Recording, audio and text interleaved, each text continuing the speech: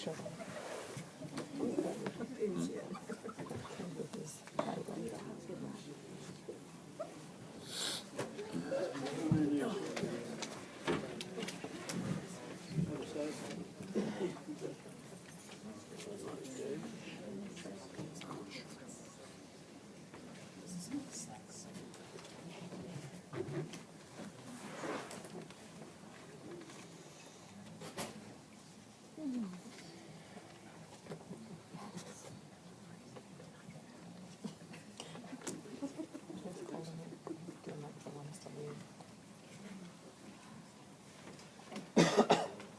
First of all, when I was a little kid, my mom used to teach me to choose the right. And she said, let consequences happen. Whatever happens, let them fall with me. But always choose the right. I think of two of the heroes when I was growing up. First one, and not just two. I had a lot of heroes, but two of them I'm going to talk about tonight. Think of Mother Teresa, who lived a life of poverty. But all the time she served others. She traveled around the world, and she could have stayed in the finest hotels. She could have had the finest meals. But she devoted her life to help the poor children of Calcutta, those who could not help themselves. I think of Dr. Martin Luther King Jr., who we just celebrated his birthday. He was murdered while he was helping sanitation workers fight for salary increases, benefits, and dignity. It's funny. VVTA, we're fighting for the same things here at Victor Valley Union High School District. We learn by sad experience that it is the nature of most people, when they're placed in power, that they abuse the power and they begin to oppress others. I believe strongly that Mother Teresa and Dr. King would roll over in their graves if they could see the condition of our district today. Today was a shock for me. I went into negotiations with my team, thinking that after the long layoff and after we had made abundantly clear what we were there for, and I said, if you can't restore our furlough days, don't bother wasting our time. And then to have the district show up and not restore our furlough days. From the very beginning, I was shocked. After this presentation, you as a board can no longer claim you don't know the facts. I'm going to use your numbers, not my numbers. My numbers may be a little happier than your numbers, but I'm using your numbers. First of all, a quote by Abdelnour that says, trust is earned, respect is given, and loyalty is demonstrated. Betrayal, if any one of those, is to lose all three. Here are some numbers from audited actuals. These are audited actuals. I want you to notice down at the bottom, right here. Down there at the bottom, where it says ending fund balance. The ending fund balance for 2012-13 was over $10 million. Now, some of this is assigned to certain things. And you can assign anything you want. If you want to play complete games and you want to be completely ignorant, you can assign all $10 million of that so you can say, we have no money. Or you can be open and honest and you can confront reality and you can sit there and say, we are cheating students in this district. I have a personal vendetta here. I've had 4 children go through this school district. I have 2 that are currently in this school district. And every time I see an ending fund balance of $10 million, I'm furious because my personal children, my flesh and blood, are being cheated out of all sorts of good things that could happen to them, while the school board sits there and says, oh, well, we had a fiscal crisis. I've been here 34 years, and you've had a fiscal crisis every stinking year I've been here, but you've never really had a fiscal crisis. The year of the last fiscal crisis, this district ended up with $1 million more than it spent. You're $1 million richer, and we call that a fiscal crisis. The cuts that have been so painful to education will show up on this year's budget. They didn't show up on last year's $1 million. You're going to have more, and you can talk to Gene. This year, you're looking at $5 million plus of ending fund balance, more than what you're going to spend. And you're still talking about how tight money is. I wish my own personal bank account was this tight. Last year, we ended up with $1 million more than we spent. This year, we'll end up with nearly $5 million more than we spent. And these are the district's estimation. I still believe that's low, but I'm going to go with it. Let's check some facts, starting with the ending fund balance of the district. If you'll notice, going back to 2008-9, these are audited numbers. These are not make-believe. These are not, let's call in the county and we're going to evaluate ourselves and say, oh, we have a fiscal crisis. These are numbers that the state of California have verified.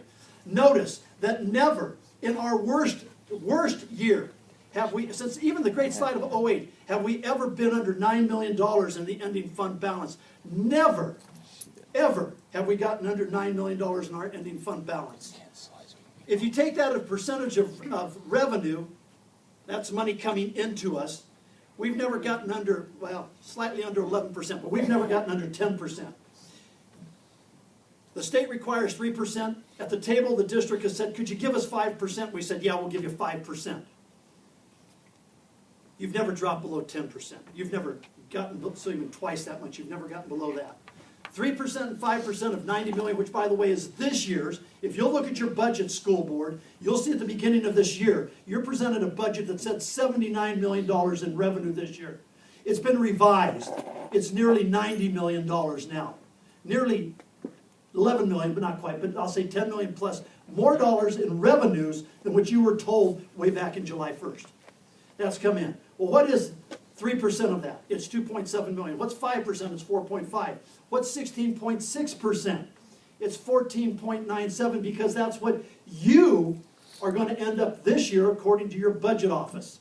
And what's the 21.4%? That's the $19.31 million you're going to end up next year if you don't change your spending policies. That is flat out immoral. You are cheating not only my personal children, but you're cheating the children I teach every day with millions of dollars that could be furthered to their education. Not in the specialty schools that can kick kids out for any purpose at all. I'm talking about the hardline schools that we have to take the kids that are the toughest, the roughest. You're cheating those kids who need the help the most. You're cheating them. Shame on you. Here's a percentage of expenditures. A quick look at 2013 to 15 using the district's numbers, and these are from a paper that was issued after closing hours. It was 6:54 p.m. on December 2nd, I believe? 22nd, I think. 22nd. I think it was 22nd. 22nd. In the 2013-14 year, the ending fund balance is going to be 14.97, and next year it's going to be 19.31. By the way, what was submitted to the county just 8 hours earlier, surprise, surprise, the 2014-15, that number was submitted to the county was only 10 million, a difference of $9 million in 8 hours. Oh, how I wish my bank account could grow by that much in 8 hours. The percentage, again, has never dropped below 10%. Never. We currently have 12% plus, or 4 times what the state mandates, and this is the year that all the cuts have gone into effect. While at the same time, because of Proposition 30 monies and in improving state economy and improving local economy, you can read the newspaper, you know what the mayor gave in his State of the City address, you know what he said about this economy, how it's busting way ahead of where they thought it was going to be. Governor Brown just gave his State of the State address, it's way ahead of where they thought it's going to be. So, let's see, more money coming in, less expenditures going out, provide us more money for our needs. And our needs are the students. It's the workers in this district who meet the needs of the students. This is a thing, again, taken from a government thing. I highlight a couple things up here. I didn't confiscate anything from kids today because I wasted my time in negotiations. Okay? But if you will notice right up here, it says 84%, it's in red. That's the percentage in, thank you. Don't fall down. There's my laser pointer, okay. That's about Need the battery. It was 84%, that was in the school year 11-12. That's what we spent as a percentage to the state average. We spent 84% in certificated personnel salaries. We spent about right on classified salary. Notice where we spent a lot more is employee benefits. Notice books and supplies way under. Down. Go, We're down 79%. 79%. There you go. I'll do color. Come on. Okay, next is green at 114%. Services and other operating, way above state average. This is what it tells you. The great disparity in this district, if it directly involves teachers, if it involves salaries and books, it's underfunded. Every If it time. doesn't directly involve us, it is overfunded in every category. So let's look at our health and welfare benefits, because that's the one that's over. If you take out the cost of health and welfare benefits, management and classified groups, and only pay what we pay, I'm talking about VVTA, certificated teachers, the overall cost is less than 50% of the district cost, even though the numbers are greater. So when they talk about the high cost of health and welfare benefits, it ain't the teachers. Nope. We Not pay ever. $2,000 less than you sitting up there. Every one of you who get health and welfare benefits, you pay $2,000 more than we do. Every one of you. Again, okay, well, you don't get it. And thank Oh, you. yeah. Thank you, Tim, we appreciate that. One last look at comparison of the monies. This is one the district keeps screaming about, but which actually in our favor. They say that we're spending too great a percentage of our monies on salaries and benefits. That is a crock, and it's time you face reality. Here's reality. This, again, is taken from Ed Data, which is a state thing that we send everything into, we have to send it into. Victor Valley Union High School District, certificated salaries are 41% of state average. High school districts statewide spend 47% of their monies on certificated salary. We spend 41%. The state average is 48%, by the way. But that's because that's also unified in elementaries, and they spend a little more because they have smaller class sizes. Classified salaries, 16% in our district. High school districts, 17% statewide. State average is 16%. Health and welfare benefits, 27, 22, 21. Again, if you put the teachers' numbers in there, ours drops down to the high school district of 22%. The subtotal is 84%. High school district statewide is 86%, and statewide is 85% for all schools. You guys keep giving us in negotiation that crap that we are, because of our health and welfare benefits, we're spending way too much on salaries and benefits.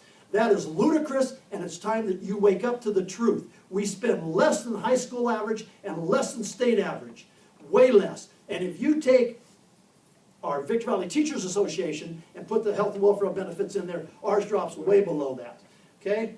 Now, let's take a look at 13-14, according to budget. These are your numbers, not mine, but I'm going to go with them because they're your numbers, and I'm trying to be nice tonight. Certificated salaries. This year, 13-14, this year, only 37% of your expenditures will go towards certificated salaries.